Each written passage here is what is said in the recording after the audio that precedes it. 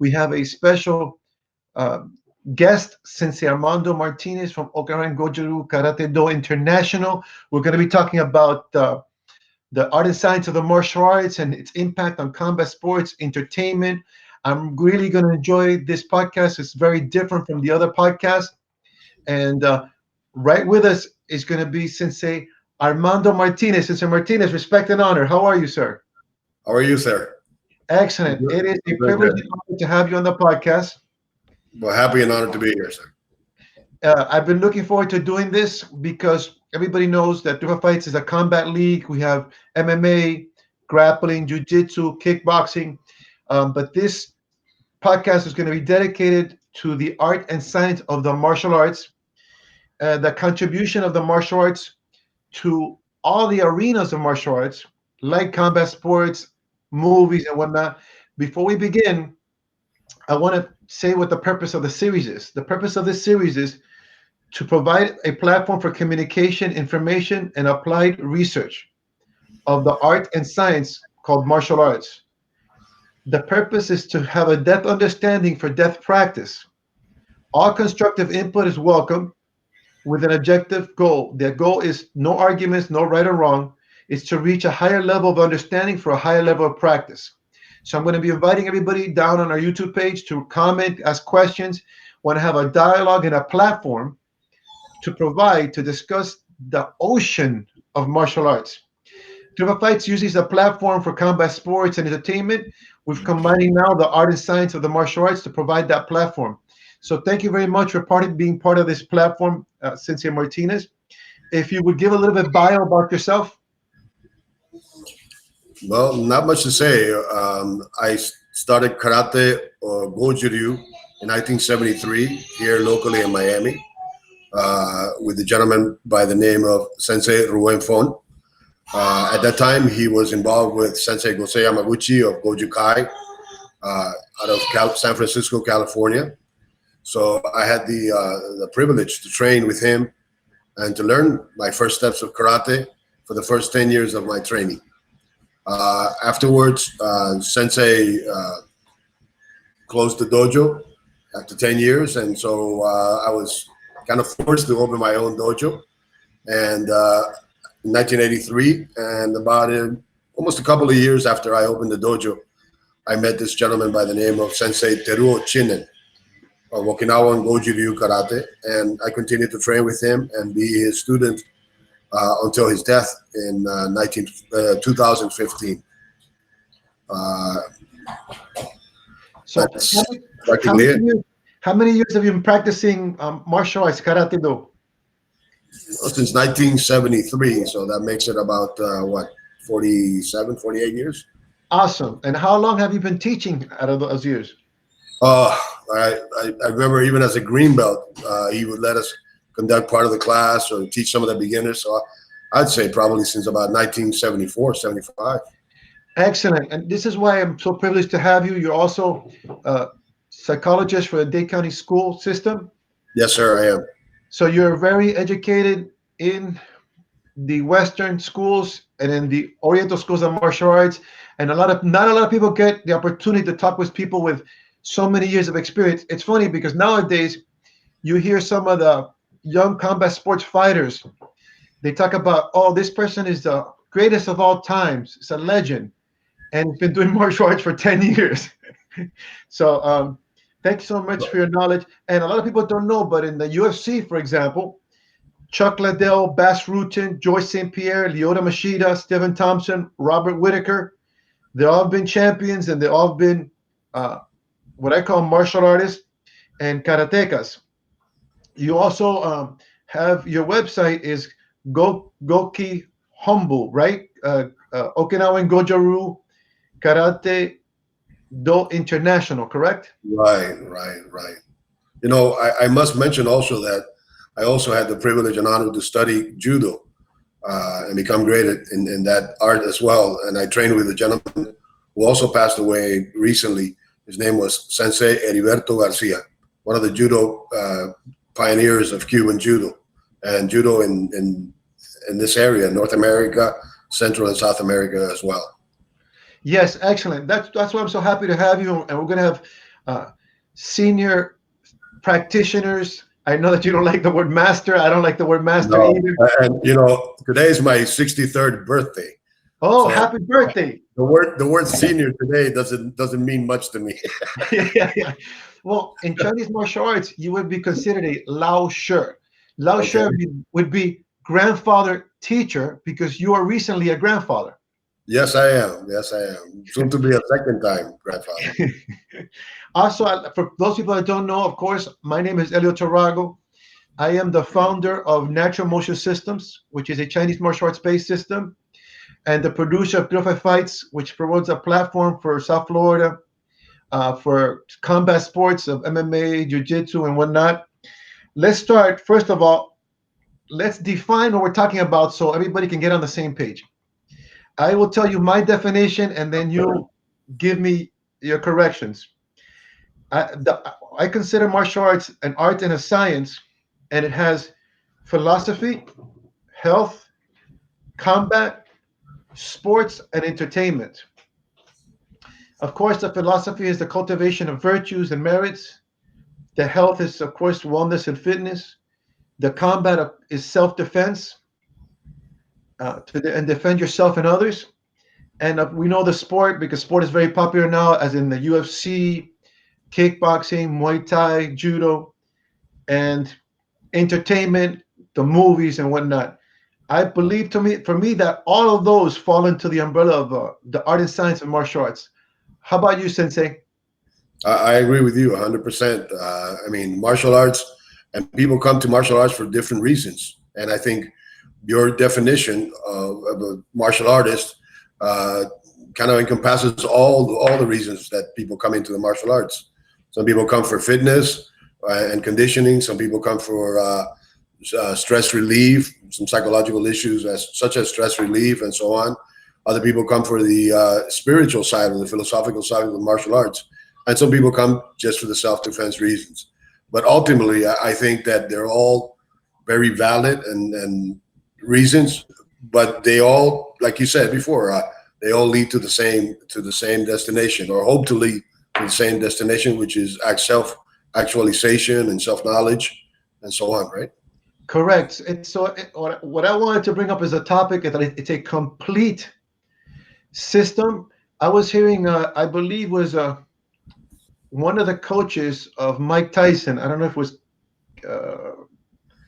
was one of the coaches of Mike Tyson, and they were going to get him to coach the young Mexican gentleman that became heavyweight champion, and then he lost Ruiz.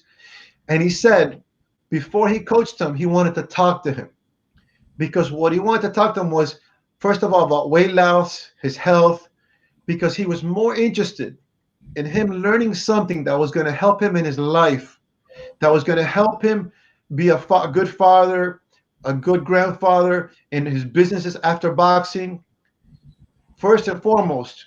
Then, second of all, he was going to get into the boxing skill. And I thought that that was a really good example of the complete science and art of martial arts.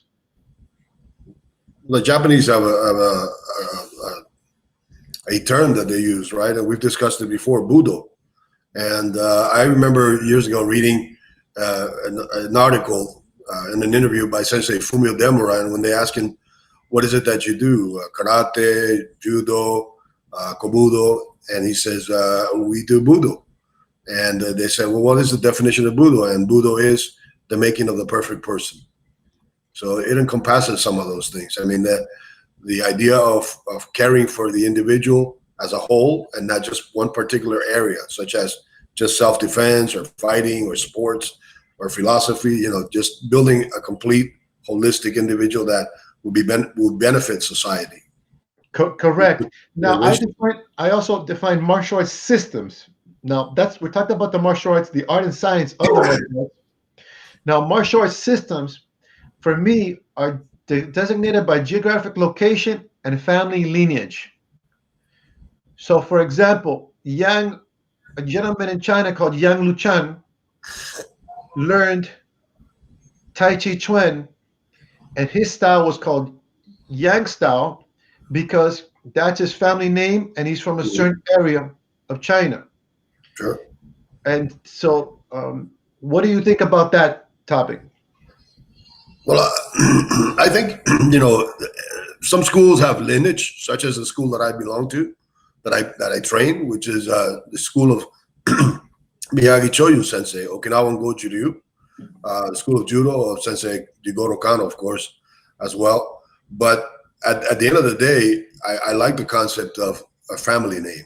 I like the concept of because Miyagi Sensei practiced a certain way of Goju-ryu, and then of course his students carried on afterwards, such as Sensei Miyazato Ichi, such as Yagi Sensei, and I really think that uh, since that's my teacher, Chinen Teruo Sensei, uh, it sometimes is beneficial to identify it as that. The Japanese have a phrase, for example, if it would be Sensei Chinen's karate, it would be Chinen Ha Gojuryu, Chinen's family Gojuryu, his flavor. Correct, correct. And then as styles, I have defined a distinctive manner or expression. So your everybody's distinctive manner expression becomes your style. For example, I my one of my main teacher's name is Wayne Welch. I call him Uncle Wayne. He taught me Bagua the art of the science of the circle and square, the eight trigram, one of the internal arts of China. But I can learn the art and science and the methodology and curriculum, but it's going to be expressed by Elio Tarago and the way Elio Tarago does it. And that for me is what characterizes styles. What do you think about that? Well, yeah, definitely. Miyagi Sensei had a funny way of explaining it, or not say funny, but it was an interesting way of explaining styles when it came to the question of styles. He said that we're all martial artists. We're doing the same thing.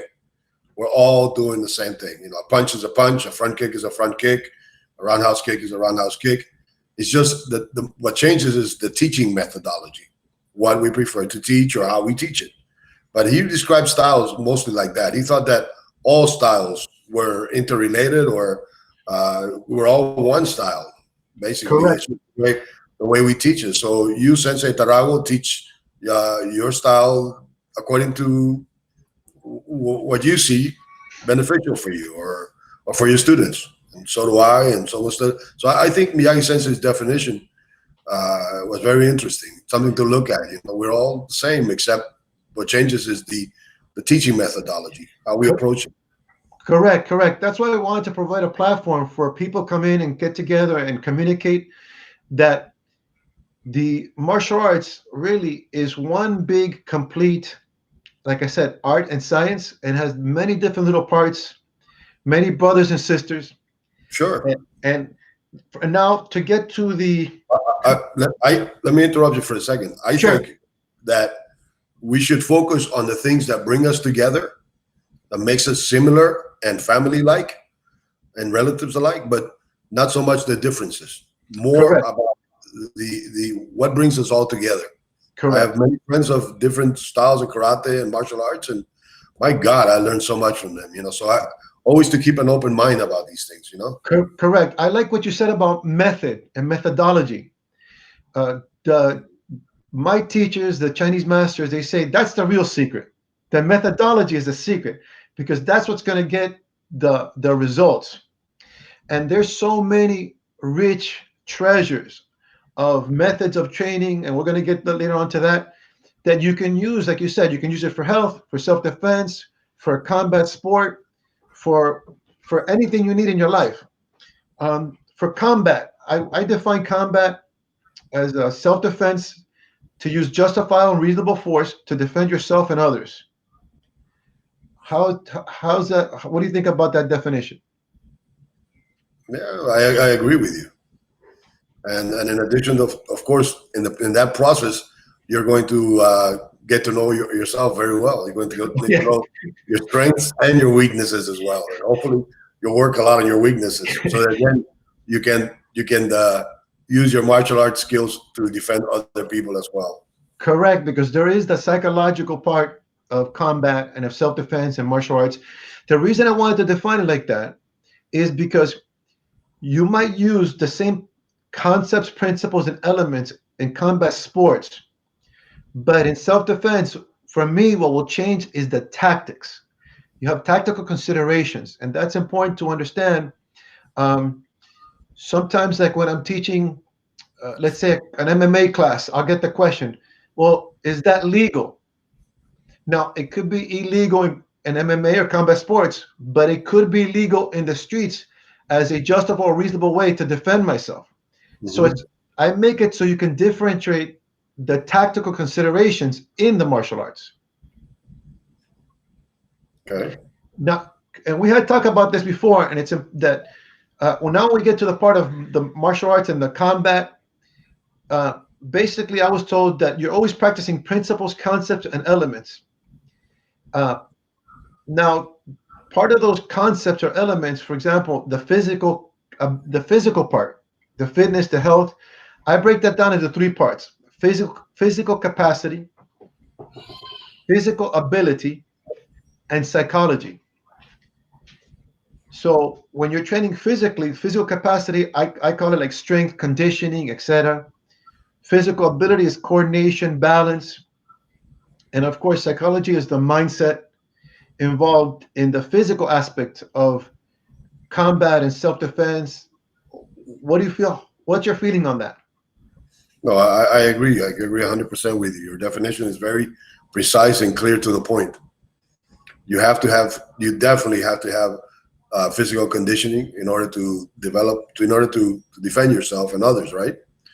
You also need to have the skills necessary, the knowledge, and also you need to have the psychological component involved in that. You mentioned about legal and illegal a little while ago, and I don't know if I would be in a situation where I have to defend myself or someone with me or a dear person, and at that time I would think about what is legal and what is not legal. Um, I think in a situation where you have to, the survival kind of situation, the legality of your self-defense application will definitely not be a primary source of preoccupation. Yeah, I agree. I think if you're dying, I I think don't I would rely more on the concept that you just mentioned: the physical conditioning, the think. the skill level, and definitely the psychology. Right? Yeah, You have to make the decision to carry on a self defense situation. right. Well, you know what? I think that gets us to the point that the main topic I'll talk about the training today. So that's when you're doing even physical training in the school, the academy, the dojo, the kun, your mindset psychologically have to be training it for that. Uh, uh, Sure, yes, uh, sure. the Chinese masters, they're very big on when you're doing even an exercise or a sequence, a kata, any physical movement. It's where's your mind at? What is your intent? What are you thinking about?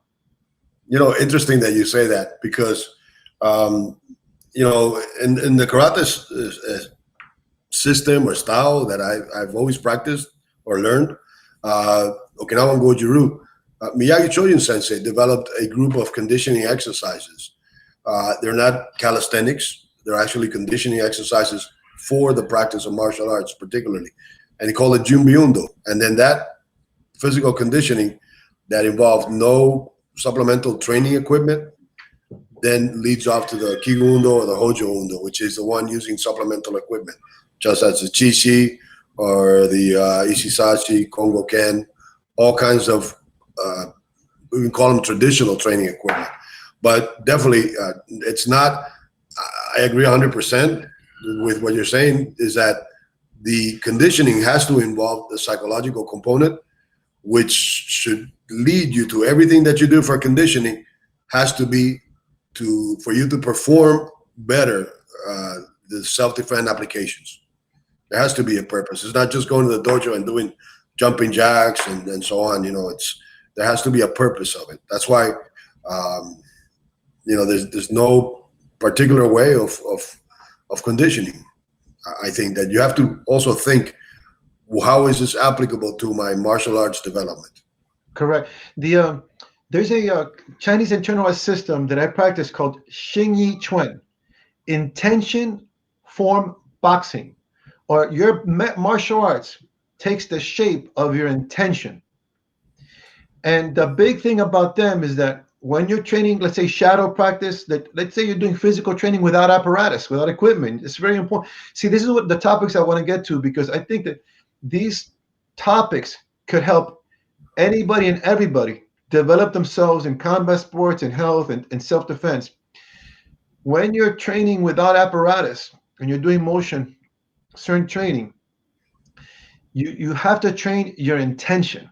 That for me was something new, because being Western minded, I'm thinking, okay, my body's doing this and I'm doing this with my body, but what is your intention? What is your mind? How are you working the mind? Mhm. And they have a whole system on that. Um, the and those that the topic you said that's really interested about working out without the apparatus. Um, how would you describe those exercises? Well, those exercises, it's a routine, and the exercises come from the toes, builds all the way up the body, eventually getting to areas that are closer to your chest and to your heart. So there's a formal, I would say, a formal way of conducting these exercises. There's a methodology to conducting the exercises that Miyagi Choyun Sensei developed for karate, and it makes a lot of sense. I do those. Again, my classes are run about an hour or an hour and a half, and sometimes we don't have enough time to do all the exercises and to spend a lot of time on them.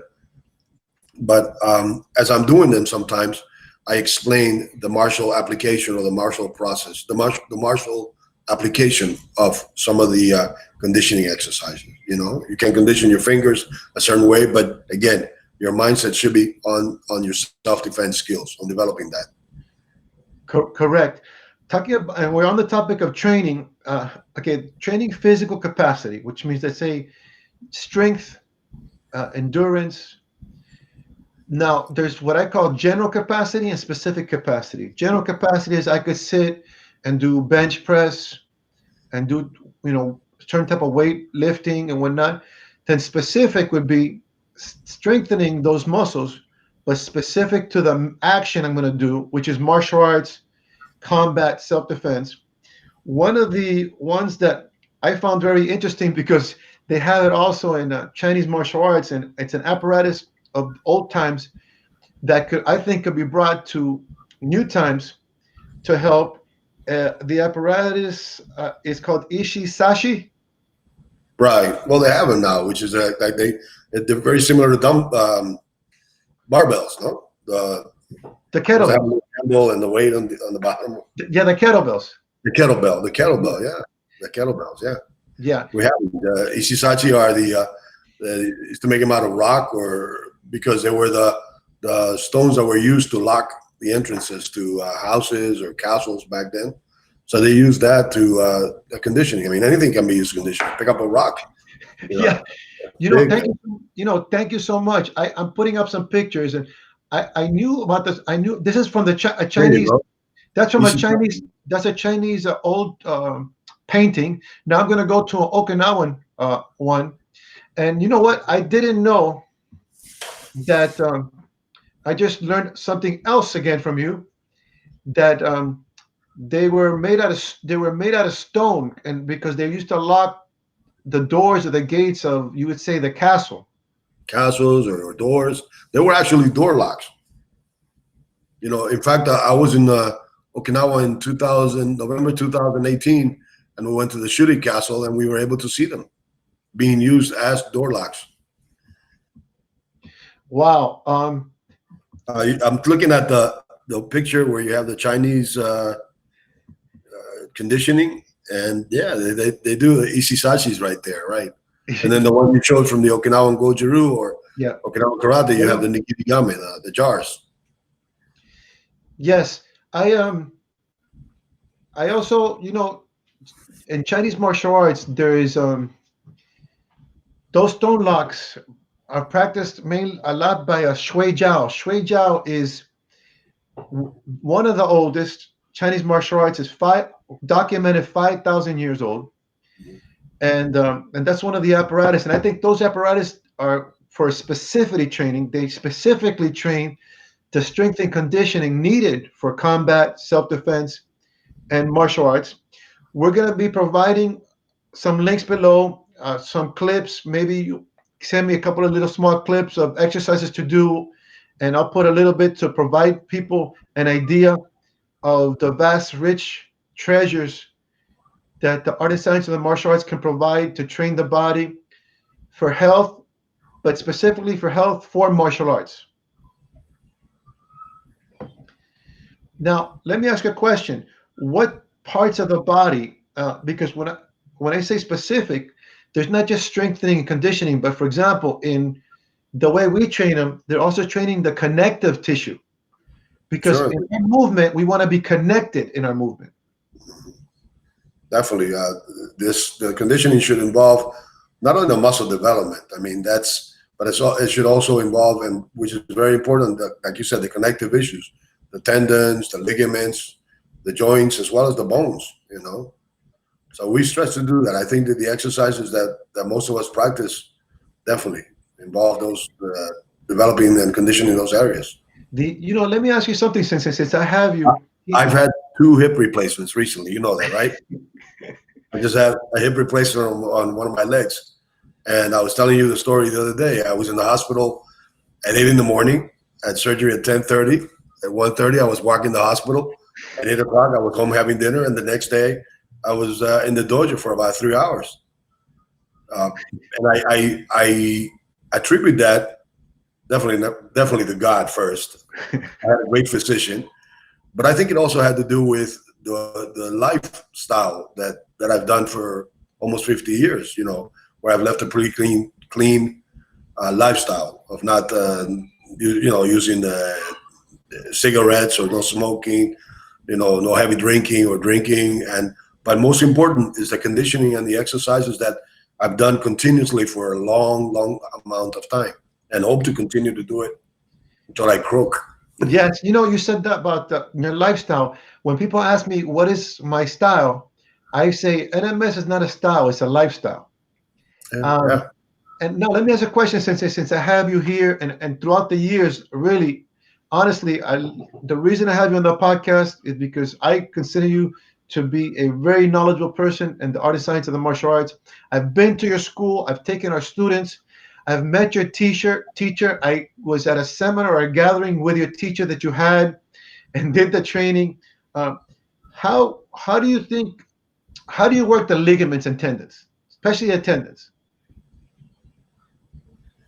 How do I work the tendons? Well, definitely you have to do aerobic and anaerobic kind of training, right? You have to do stretching. You have to do. I think that the health of the ligament of a tendon, for example, right, is and a ligament is not only involve the strengthening, but mostly the elasticity of those components. That's very important. Yeah. And I think when we're young, we concentrate on just building strength, and we put aside the conditioning in terms of elasticity, right? And elasticity, of course, involves movement, ample movement, and so on, range of movement, and because that's considered the flexible or the gentle part of the style of whatever martial art we practice. When we're young, yes, the strength is 100%. As you get older, then you realize that the strength kind of diminishes. But if you have trained correctly and conditioned your body correctly in terms of elasticity and flexibility, as you get older, you appreciate that a lot. Yes, So that's a great point. That's why I wanted to bring it up. I've realized it in training. I realize it as in training, and I see a lot of martial artists, athletes. If you would say the one point that suffers the most is the flexibility. And when I mean flexibility, like you said, is mobility, range of motion. I know that when you have those weights, you use them in motion and in movement while you have resistance. So it's working that connective tissue that I see is really a big factor in health and wellness and the martial arts. exactly. Now, another question, because one of the things that I noticed is that these apparatuses and this type of training is training your strength conditioning, the connective tissue, but it's also training the mechanics and the dynamics of punching, kicking, throwing, of the elements of martial arts. Because one of the big things that I'm big on, because some of the Chinese masters are very big on, is the mechanics of the motion, the dynamics of the motion. Uh, for example, we have, if you throw your arm, we call it partial method. If you Mhm. use your body, we call it body method. If you move and use mechanics, we call it total body method. And I think this is something that could help the combat sports, self-defense, and citizens in general. I agree with you. Yeah, totally. How do you think these functional fit? You know, it's funny. The term now in modern days is functional fitness, but functional fitness has been around for hundreds of years with all these apparatuses. Yeah. How do these apparatuses, these exercises, help your mechanics in the Help your, techniques or the help your what? I'm sorry, I missed you there. mechanics, Oh, yeah. the mechanics of the martial arts? Because those instruments that we're talking about, we're talking about the Ishisashi, Kongo Ken, Chishi, Makiwara. All those instruments were the purpose of those instruments were for you to improve your conditioning in order to work or develop your martial arts skills. You know, nowadays people tell me, but they'll walk into the dojo and they'll say, but you know, do you do warm ups? Do you spend 10 minutes, 15 minutes, 20 minutes warming up the class before you start punching and kicking? I say, well, I really don't have time for that in my class. You come here to learn a martial art. You want to do that kind of conditioning? Maybe you do it on your own, or you know, you don't have to use a shishi or a Kongo Ken that's been around for 500 years and it's a stone with a piece of wood. You know, go to LA Fitness or to a gym and use modern equipment, which is probably better. You know, you will not get injured if that's if as much as you would using the other apparatus, because you have safety pins and things like that with that equipment. So in other words, Yeah. uh, to use those kind of equipment nowadays is for us as martial artists to get to know how to use them. But in all reality, you know, going to a gym and a modern gym and using the apparatus there, to me, it makes more sense. Well, you know what? You brought up a great point, and this is what we're our goal is in 205 fights. That's why you see in our events, you'll see not only MMA, you'll see You, kickboxing, you'll see you know, grappling. I'm sorry, but you know, you wouldn't. The Model T Ford was a great car, but if you were going from Miami to Anchorage, Alaska, would you go in a Model T Ford or would you go on a new Tesla? You're probably going on a Tesla, you know. Correct, correct. But see, that's a So, great point that I stress to people that the art and science of martial arts is essence, evolution, and innovation. So we take advantage of technology, of science, these new innovations, and we merge them together with everything. It's not just um, this machine at LA Fitness is the best or this is the best. No, you have to use, like I said, you have to use essence, evolution, innovation to get a whole complete um, viewpoint or attributes from this. sure. And what works for me might not work for you. We have a different body type. We have different experience in martial arts training. We have, you know, so I always tell them it has to be applicable to you. Correct. I wanted to go. That's the main topic I want to talk about, and I'm going to try to provide down in some clips, some exercises, and some demonstration of this equipment and how it works for your technique and how it can work for application. Now, when it comes to the application, when I go back again to say concept, principles, and elements, for me, it's very important when we talk about application of martial arts, self-defense in the martial arts. Not only that, we're talking about technique, like a punch, for example, but we talk about strategy and tactics. We talk about distance, angles, the elements of combat. I think Mhm. that the martial arts is very good because it teaches you, like, this is the science. It doesn't just to throw a punch at a guy, but how to place yourself in the right position to throw the punch, how to set up the punch, What's your mindset on that? Yeah, I think so. Because it is a science. Because and science involves the scientific method, right, to coming up with conclusions. And the scientific method, to me, for example, a very raw way of explaining it for martial arts is, there was a confrontation between individuals, and that's where you formulate a hypothesis, right, as to what is going to work and what is not going to work during that confrontation, right? And then after you've tried it and tried it and tried it and it did work, then you take that, and that becomes your knowledge, and then that becomes your kata, right, your form, uh, and and you continue to develop on that. Now that you said they brought up the topic about katas, Chinese is kuen, Japanese is When pumses, um, forms, or what I call, and we had the conversation the other day about that sequences. Sometimes uh, people see the sequences, and in Mhm. fact, funny because the Chinese call them shadow practice, like a boxer.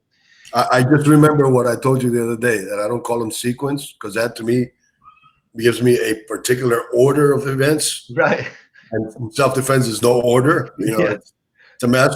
I think they're more like footnotes. Kata and pums and forms and so on, to me, are like footnotes when reading a book. What You I refer to them. yes, what I found curious is that I found myself the other day.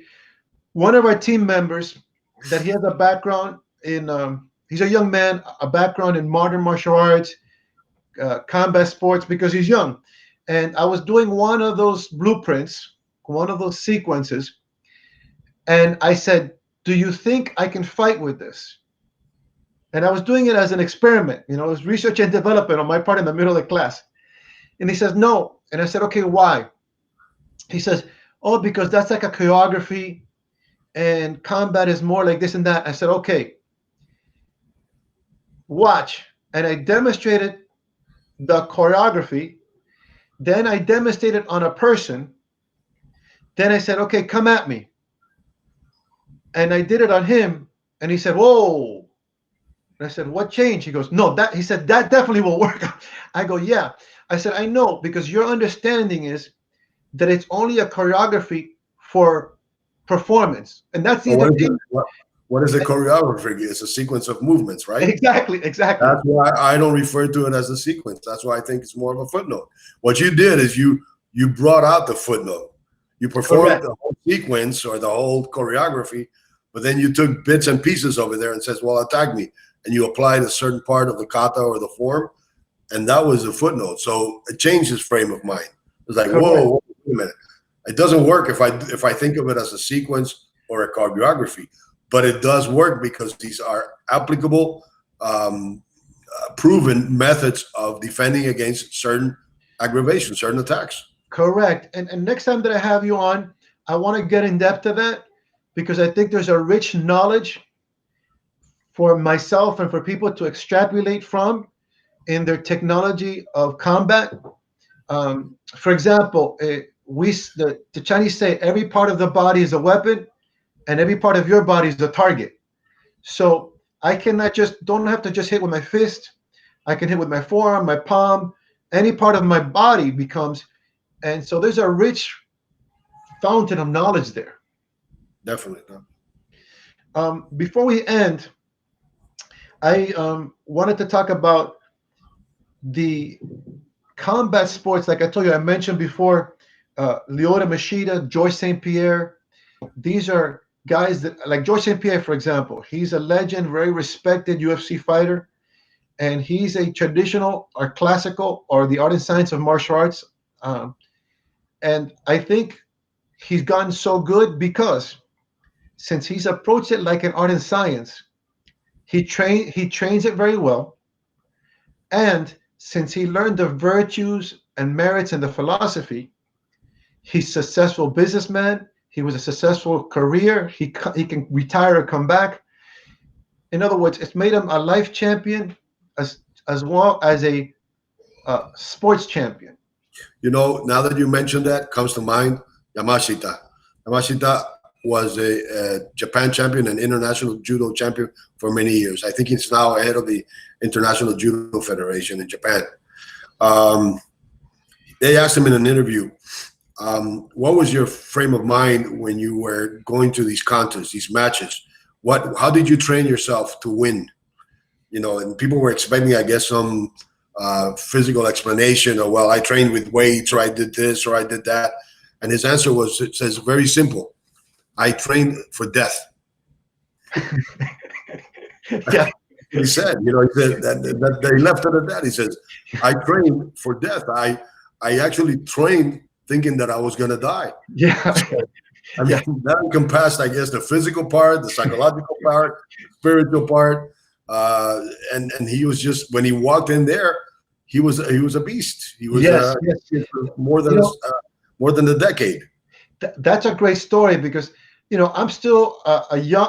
In my mind, I'm still a young man and a knucklehead, and I'm still learning the martial arts.